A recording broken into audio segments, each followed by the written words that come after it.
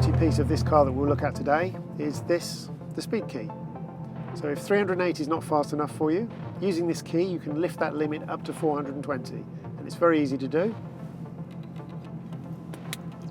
Pop the key into the holder, turn the key. The car is now going through a checking system to make sure it's safe to go 420, and once it's happy, it's now done so, it's written top speed on the dash. We're now free to do 420. And off we go.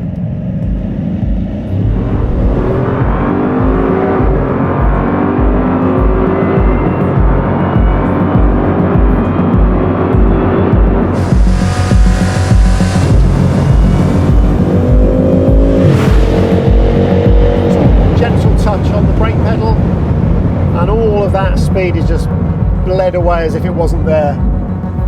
So that's 420 kilometers an hour, easy, stable, secure. I really hope you've enjoyed watching this. There's loads more fascinating things I could tell you about the Chiron, but maybe next time.